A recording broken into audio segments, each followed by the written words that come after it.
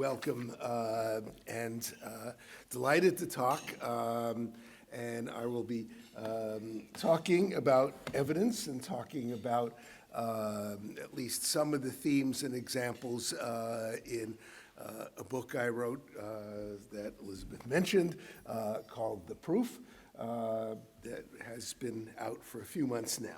So I've been teaching evidence on and off for about 45 years. It was one of the things I taught early in my academic career. Unlike what seems to go on these days, I became an academic right out of practice. No fellowship, no PhD, no writing,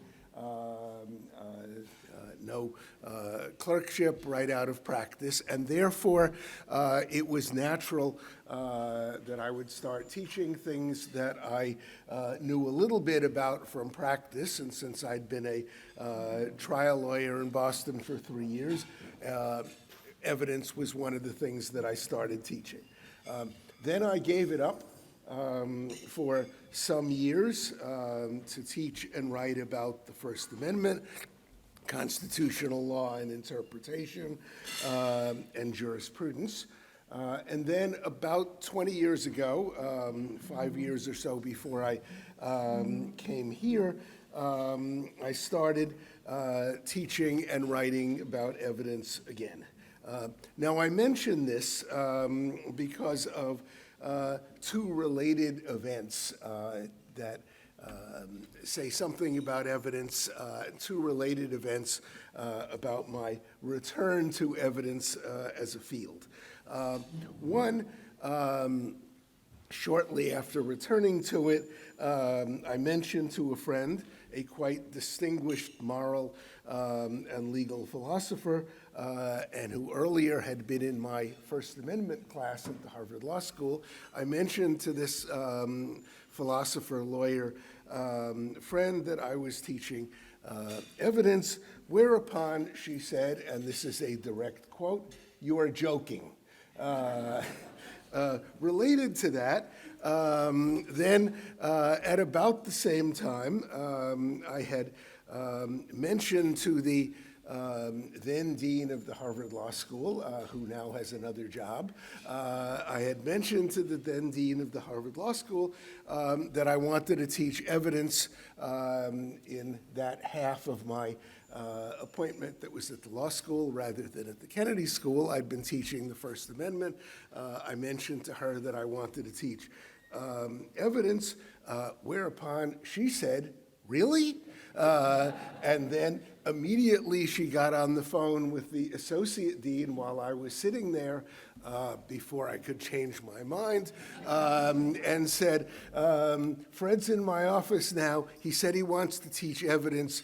Let him teach it whenever he wants, wherever he wants, in whatever form he wants, because we can't find enough people to teach the subject." So both of these reactions reflect the common academic view that evidence is largely about a bunch of silly rules that you need to learn in order to take the bar exam, that you need to learn for some aspects of practice, but not the kind of subject that would attract genuine intellectual interest.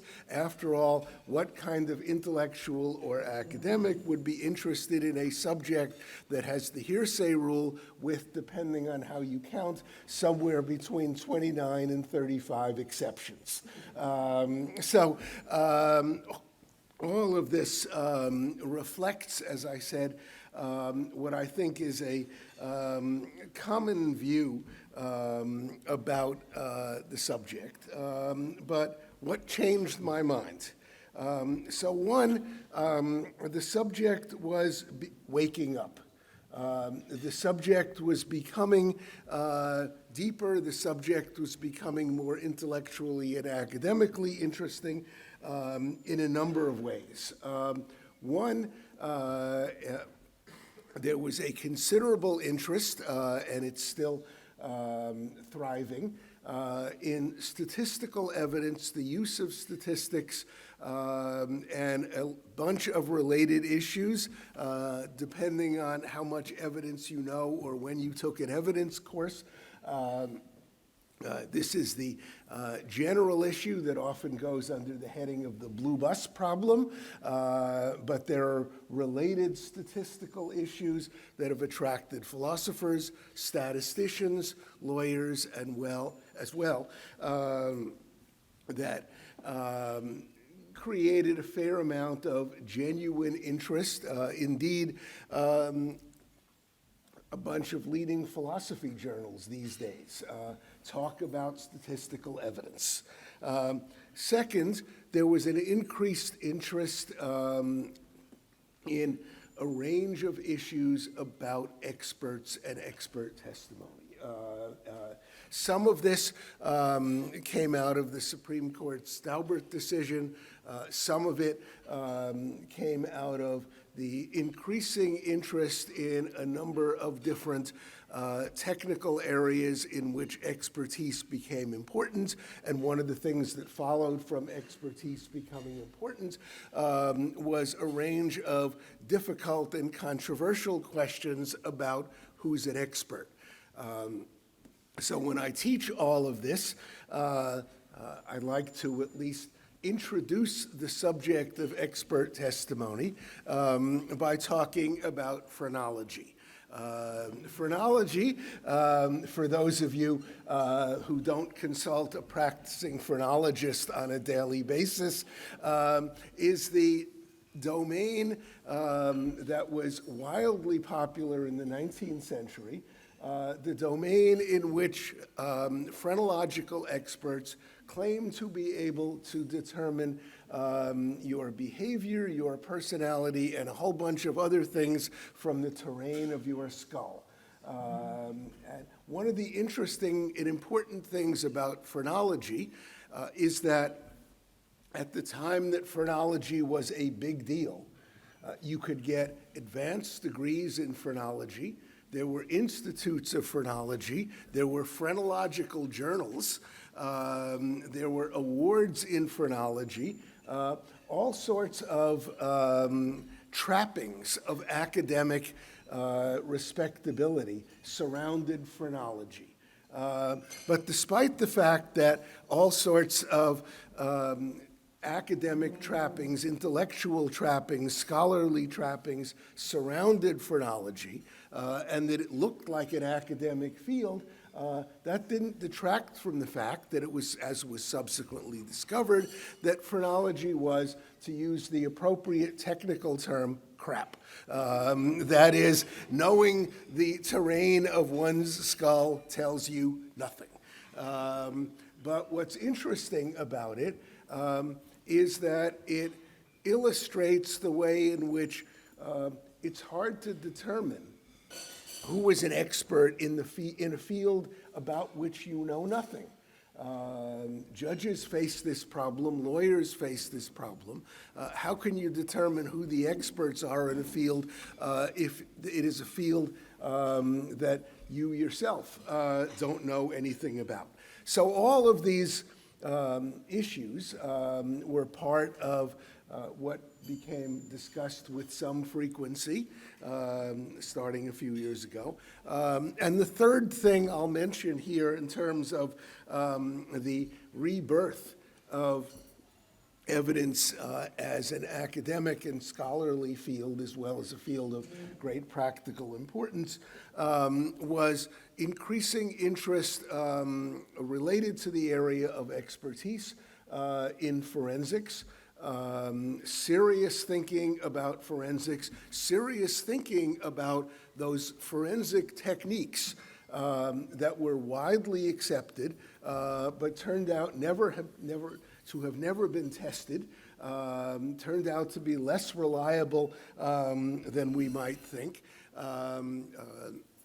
So there was a great deal of interest in evaluating forensics, reevaluating forensics, looking at those forms of forensic evidence that include things like bite marks and tire marks and blood spatter patterns and so on and so on and so on, some of which were reliable and some of which were not, all of which generated important government reports and academic inquiry and so on. But the other thing that explains my re-interest in evidence as a field was an interest in the way in which evidence as a field, evidence as a subject, was increasingly relevant outside the legal system. That's what the book is all about. How can we think about evidence outside the legal system and maybe use a little bit of what the legal system does and thinks about evidence to inform our thinking outside the legal system about evidence? Obviously, questions of evidence have been front page news at least since November of 2020. And a related series of questions. Who said what to whom on January the 6th, 2021? All of these issues, with some frequency, are now talked about as evidentiary problems. But there's a lot more than just the kinds of evidentiary problems that have recently become front page news. So let me just give a few examples. One, familiar to a number of you in the room, question of evidence: was Thomas Jefferson the father of Sally Hemings' children? And one of the interesting things about this issue is that not only does the Thomas Jefferson Foundation at Monticello say yes to that question, but their answer to that question in their elaborate report about the question and about evidence makes explicit reference to Bayesian statistics, explicit reference to the way in which one can do a statistical analysis, or at least think in statistical terms and think in Bayesian incremental terms about how to think about the evidence for and against this proposition. This is entirely an evidentiary question. And it's entirely a factual evidentiary question. It's not an evaluative evidentiary question. It's not a question as a question of fact that involves issues of disputed morality or disputed politics, although they obviously affect the factual inquiry. But basically, it is a purely factual inquiry of use of evidence to try to come up with an answer about something to which we cannot be sure. Similarly, think about, again, a current evidentiary question: do vaccines work? And not only do vaccines work in the context of COVID, but earlier, do vaccines work in the context of measles, the flu, and various other things? Once again, many people would say that we know that vaccines work, and some people would say that we know that vaccines don't work because they purport to rely on experts. But then the question is, who are the experts and how do we know who the experts are? Increasingly, in an area in which everybody claims to be an expert, the actress Gwyneth Paltrow claims to be a lifestyle expert. I don't know what a lifestyle expert is. I've got a lifestyle. I'm pretty happy with my lifestyle. And I don't know why I would want to consult an expert in lifestyles, but still, we have lifestyle experts, we have experts on all sorts of other things, and it still presents the same kind of problem. Who are the experts, and how do we know who the experts are? One of the examples, or one series of examples I talk about in the book, are examples about art authentication. Evidentiary problems. So art authentication, not art evaluation. Not the question of whether Rembrandt was a better or worse painter than Picasso, or whether Rembrandts are worth more or less than Picasso's, but strict authentication questions. So one of the ones that's talked about now is who painted a painting called Salvator Mundi. It's commonly attributed to Leonardo da Vinci, but of course we can't ask him whether he painted it or not. He's dead. And with a lot of other similar issues of art authentication, often the best evidence is unavailable, even if we assume that asking him would be conclusive, which it might not be. But even if we assume that it would be conclusive, it would be hard to ask him. So there are disputes now that involve relying on potentially contested and actually contested expert judgments that rely on historical inquiry, that rely on scientific examination of paint, of brushstrokes, and all of this. So let me talk briefly about another art example. In 1936 or 1937, a man named Han Mergeren, Dutch, painted a painting called Christ at Emmaus. And Christ at Emmaus was claimed to be a Vermeer. Vermeer didn't paint very many paintings, so this appeared to be a discovery of a previously unknown Vermeer. Van Meegeren claimed that it was a Vermeer. Most museums agreed that this was a long-lost Vermeer. Most of the Vermeer experts agreed that this was a long-lost Vermeer. And perhaps most importantly, the most famous and most rapacious art collector of the late 1930s, Hermann Göring, believed that it was a genuine Vermeer and eventually acquired it. I'll put scare quotes around the acquire, but he eventually acquired it. Fast forward to 1946, the war is over. At least some of the art that the Nazis had stolen was repatriated. And at that point, we learned for the first time that Christ at Emmaus was an absolute, total, no doubt about it, forgery. And the way we learned that it was an absolute, total, no doubt about it forgery was Van Meegeren confessed. And he confessed for a very good reason. He was charged in a Dutch court with having sold or given away an important part of the Dutch patrimony. That was a bad thing to do in the late 1930s through mid-1940s. He was charged with being a traitor. He wisely made the judgment that it is better to be charged as a forger than charged as a traitor.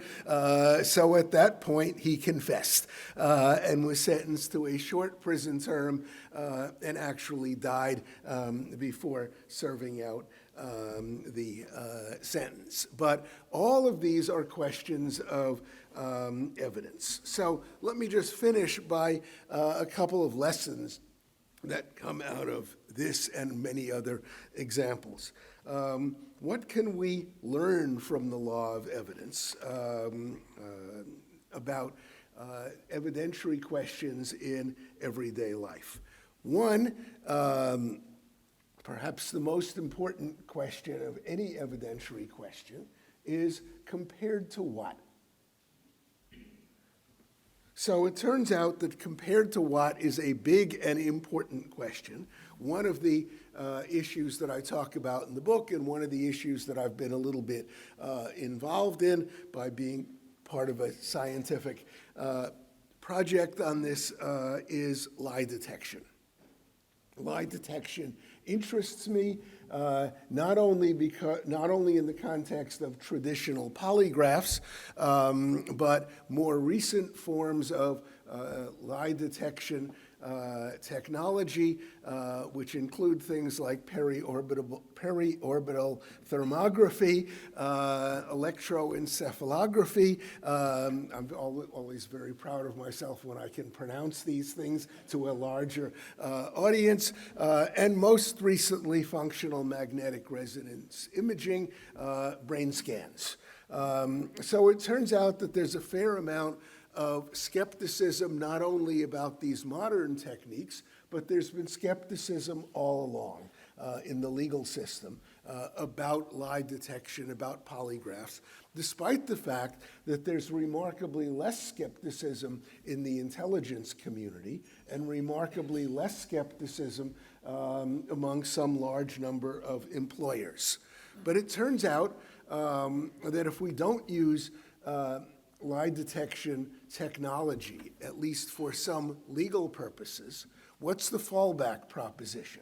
At least if we're talking about trials, the fallback proposition is, as it is commonly said, the jury is the lie detector in the courtroom. And although lie detection technology from the 1920s, when it was first invented, to now is far from perfect, it's a lot better than ordinary people. There is some important research, most of it done by a former UVA psychology professor named Bella DiPaolo. DiPaolo and her colleagues have tested people's ability to determine whether other people are lying. And it turns out that most people, even well-trained people, are scarcely better than random at distinguishing liars from truth tellers. They rely on folk wisdom about whether people look at you and things of this variety, all to determine whether people are lying or telling the truth. And it's a lot worse than lie detection. So compared to what? Second, larger lesson that I hope comes out of the book and the like is weak evidence is still evidence. So we've all heard the phrase, there's only circumstantial evidence for something. People who say that there's only circumstantial evidence for something usually are lawyers for guilty defendants. But we hear similar kinds of things. There's no concrete evidence. There's no conclusive evidence. There's no direct evidence. In all of these contexts, people who are using these qualifiers implicitly are saying, yes, there's some evidence, but I want you to believe that it's not enough. But again, whether it is enough or not depends on what we are going to do with it. How much evidence and how strong the evidence has to be is a function of what turns on it. We know, and we should know, that we don't put people in jail unless there is proof beyond a reasonable doubt of some proposition. But do you require proof beyond a reasonable doubt if you have at least some information that your babysitter or your scout leader is a child molester? Under those circumstances, you might want a lot less than proof beyond a reasonable doubt. So how much evidence you want depends in large part on what turns on it. And indeed, and I'll finish with this one example, one of the big issues now that goes back and forth depending on the administration. One of the big issues is, what's the burden of proof in university disciplinary proceedings for students, especially students charged with various forms of sexual misconduct? For a while, during the Obama administration, the Department of Education, issuing guidelines under Title IX, said that it was permissible to have a preponderance of the evidence standard. Then, in the Trump administration, the Department of Education said that if universities wanted instead to have a standard of clear and convincing evidence, or even proof beyond a reasonable doubt, they could do so.